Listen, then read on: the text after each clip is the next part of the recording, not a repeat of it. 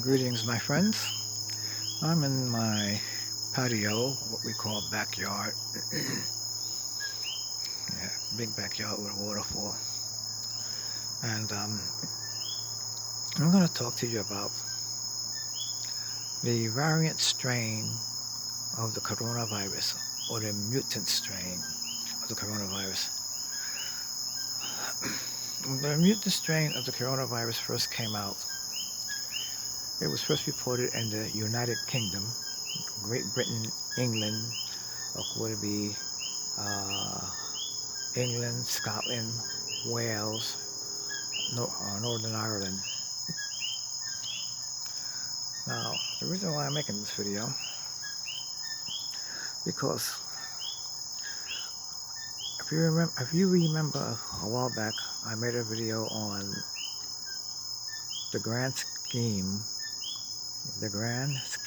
of perception management via the manipulation of language, imagery, and statistical data. You have to know who's controlling everything. Like I said in my previous video, you can start a war with a telephone call. Well, not you, somebody of influence. A telephone call, a doctored video, and one news media outlet. Put it all on the internet, and all hell will break out. Yes, all hell will break out. Now, with this variant that started in the United Kingdom and started spreading,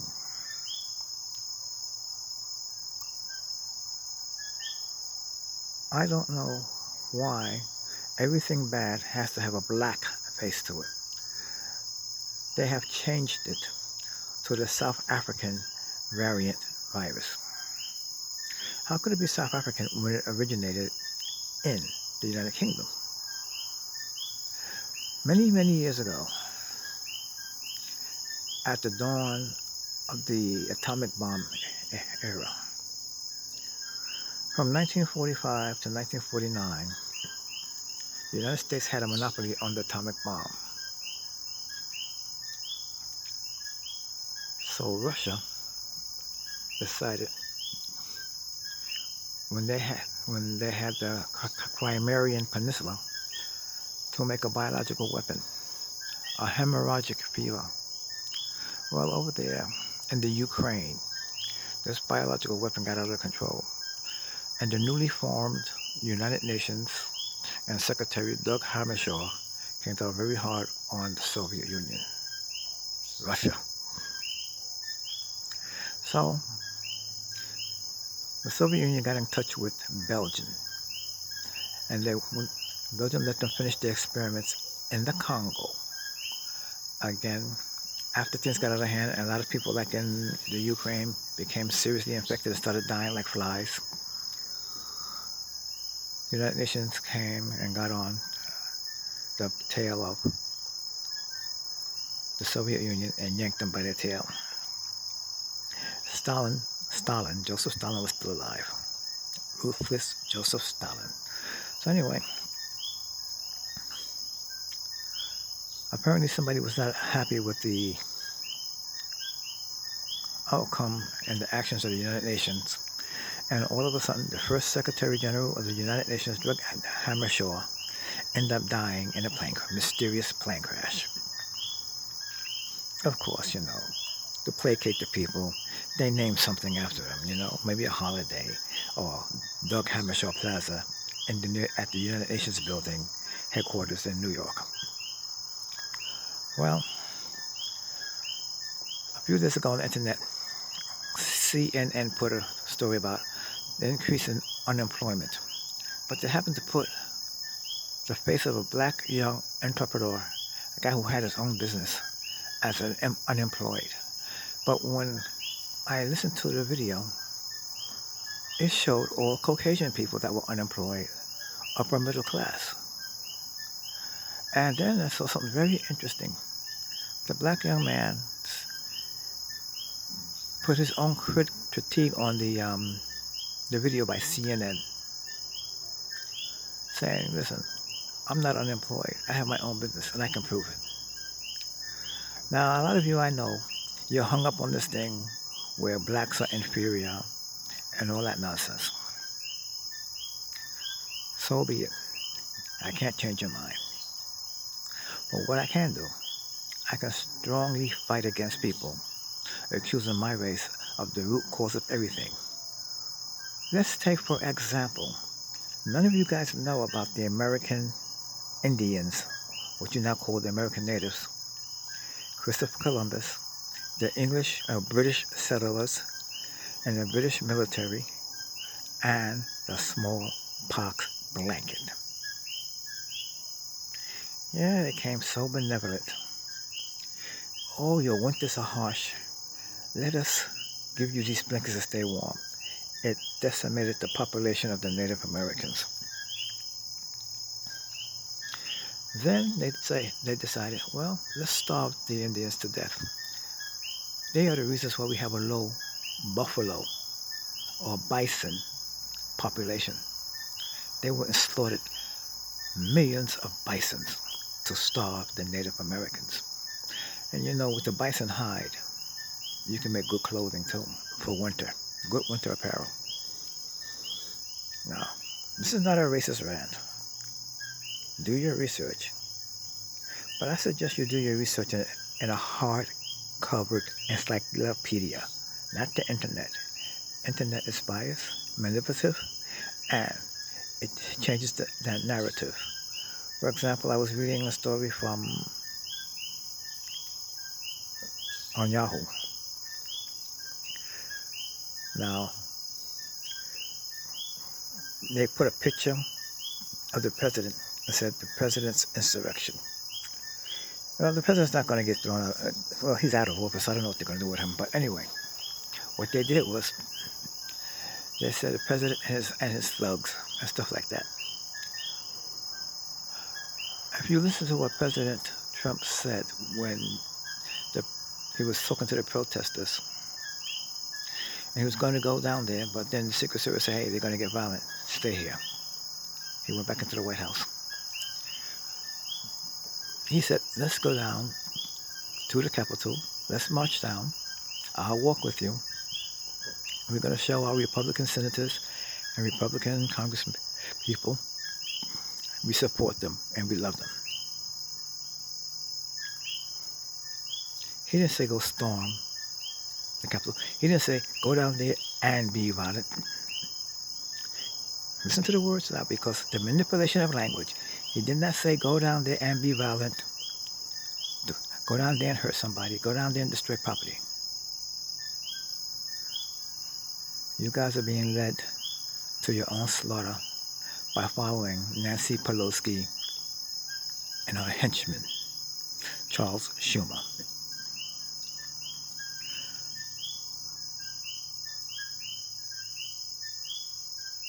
Statistics. The death rate from the coronavirus.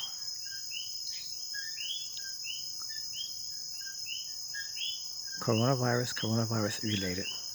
No autopsies. What does that mean? I'll give you an example. A friend of mine, her mother is in her 90s. She lives in the United States because I'm here in Puerto Rico. That's why I'm burning the mosquito lantern down here, because of the mosquitoes. I can't sit out here without that lantern. But they live in the States.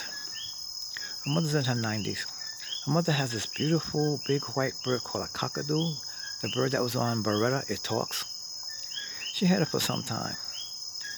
For some reason now. Her mother lives in a penthouse and on the 31st floor.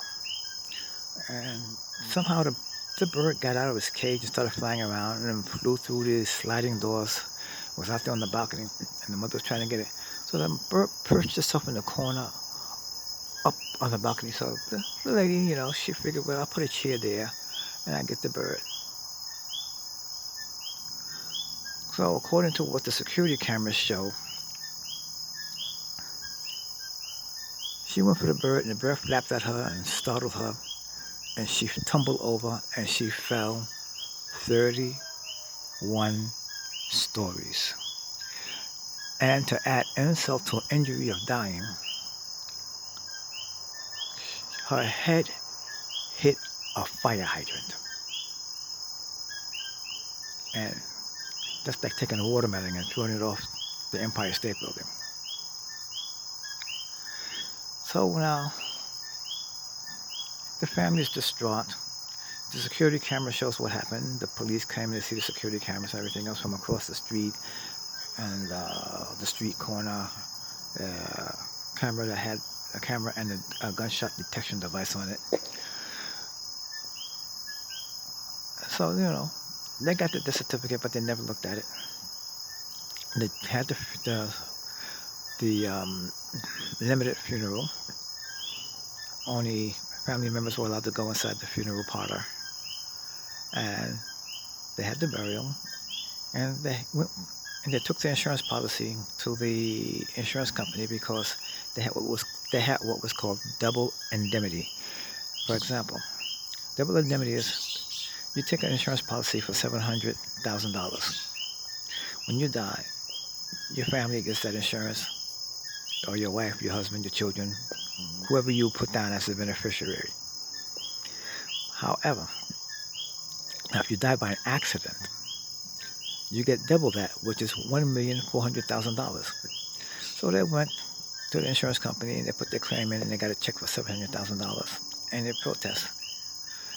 And they said, the insurance company said to the people, to my friends, she died of coronavirus. We don't give double indemnity for diseases, natural causes death. We give it for accident. Homicide is an accident. And the guy said, she did not die, that she fell off the balcony. So they had to go down to the federal court and get the medical examiner to change it. And the judge was so upset that he even used profanity, a federal district court judge, saying, what the F is wrong with those guys? And he ordered them to change the insurance policy. Unfortunately, the city or the county, they asked the judge to put a gag order. Now, during the AIDS explosion that came out, the epidemic of the AIDS, they were diagnosing people with AIDS without giving them the AIDS test, the HIV test, whatever you want to call it. And what happened was, as they were doing this,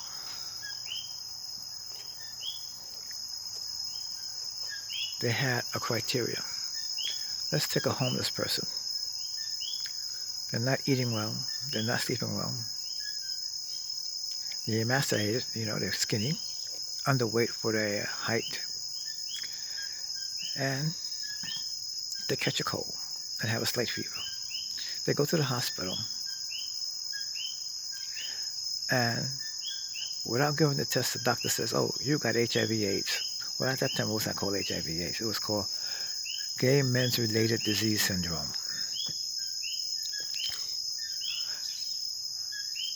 But then, all of a sudden, a whole lot of black people got AIDS, but they never were tested. You see where I'm coming from?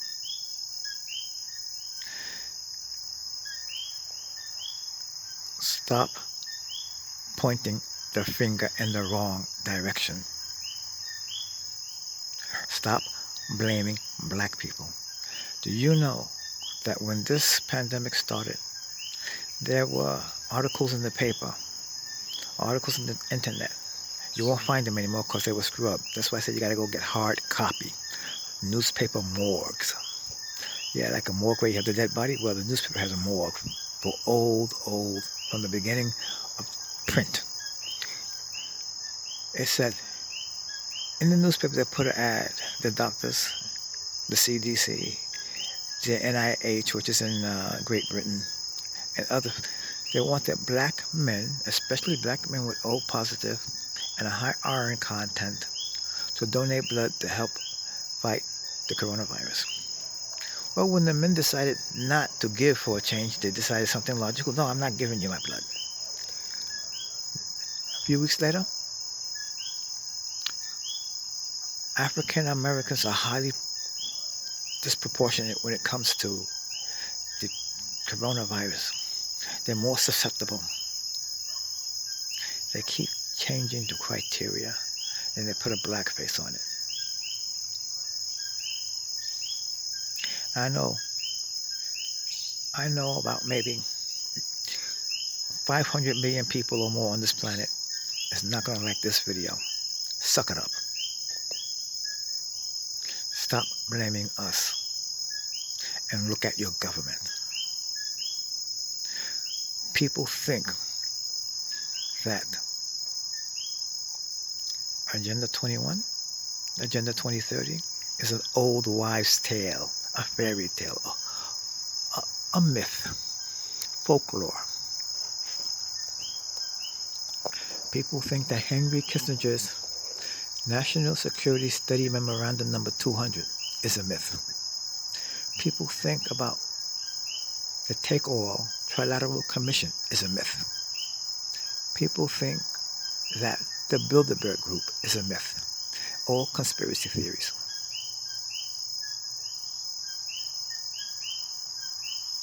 In the United States, we have what's called the Constitution. Or, let me speak in past tense, we had the Constitution.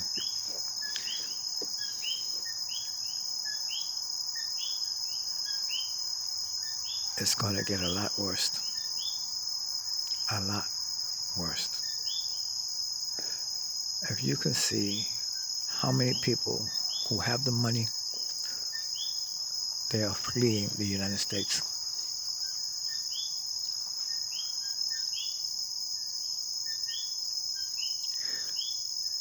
And I will tell you this. Let's look at our new administration.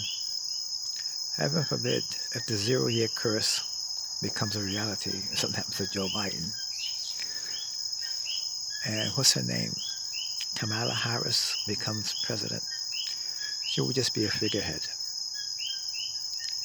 That lady, when she was a district attorney and attorney general, top cop in California, she hated black people, especially black men. She refused to let people out of court even though the court had ordered it. A guy named Morales was ordered released by the United States Supreme Court.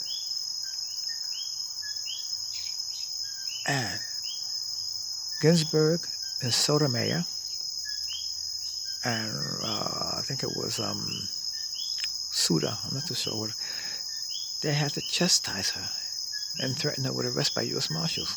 She kept him 6 months after the order was given by the Supreme Court for his immediate release.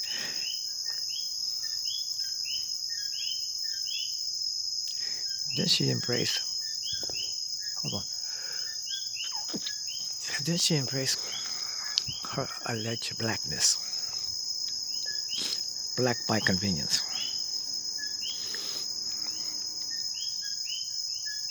Black, Jamaican, Indian. Then when she got elected, she was Indian, Jamaican. Indian means from India, where one of her parents are from. Jamaican. And get this, laddie boys, she was Irish, leaping leprechauns, she was Irish, too. She dropped the black. So any black people out there listening to this video, you voted for her? You're the ones who handcuffed yourself in the back and laid your head on the guillotine. And the rope is untwining. And guess what? You're so foolish that when you laid your head on the guillotine, the lock slammed down so you can't pull your head out.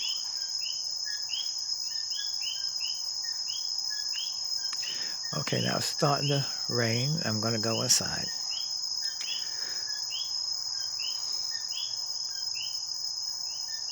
But before I go, the American people must realize one thing. Regardless of how you feel about certain things in the Constitution, the Bill of Rights, Amendment 1 through 10, at the Constitution, after we the people, it says Congress shall make no law to infringe on the right of the people of freedom of speech, assembly, religion. Well, they said religion first. You have to go to the encyclopedias and learn about the Puritans, the Mayflower, because you're not getting that in school anymore. You're getting gender studies, gender identity. Nothing that's going to help you with a trade. So you go to the library. If you have encyclopedias, you can look it up. The Puritans, the Mayflower, and why the Constitution said free speech. Because if they talk bad about the King of England, even though they were here in the United States as a colony, they were penalized. So they wanted to be able to call him everything in the book and everything that is not on his birth certificate with impunity. So therefore, freedom of speech, it may sound like hate speech, but it's freedom of speech. It doesn't have to be like love. It doesn't have to be eloquent, polite, politically correct, economically sound. If a person wanted to call you a sack of mother effers and a flock of bees, like female dogs, BITC, and they can. What's in the name? Somebody called me the N-word. Now, that's the thing, the N-word. The N-word. No one wants to say the word nigger. No, the N-word. I'm used to walking down the streets of New York City. I was sitting in the bus. I remember I was sitting in the bus in the old days when they had to open the bus window because the bus did not have air conditioning. A guy ran up there and started spitting in the window of the bus at me, calling me a nigger. I remember when I was an assistant scoutmaster. And a little boy, he walked up to me. He was a weeblo. They call him a weeblo, yeah. Some nut on a trailer truck got his train horns and is going to have his jollies. Anyway, this little boy ran up to me and said, Mr. So-and-so, so-and-so, do you know what I hate the most? I said, what is it? He said, a nigger, nigger, nigger. I smiled at him. When your stomach starts hurting from your hate, come back to me. Well, one day, he went into Astoria, Queens, a Greek neighborhood, and he got beat up real bad. Really bad. They rushed him to Booth Memorial Hospital, which is now called New York Cornell Presbyterian Hospital, something like that, I don't know. They changed the names of everything in New York. They had to call a special surgeon in, a doctor named Hayes, a black doctor.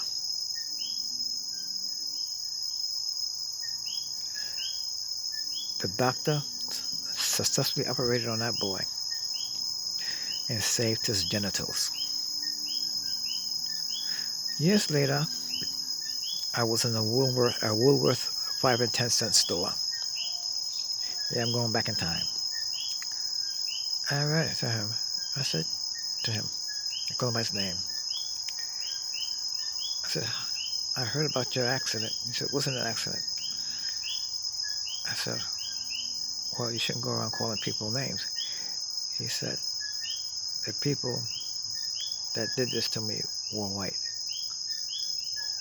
And I said, oh, He said the doctor was Dr. Hayes, a black doctor. Thanks to him, I could have children. Well, I just smiled and told him I wish you the best, and I walked away. You never know who's going to save your life. So you cannot afford to have all this hatred.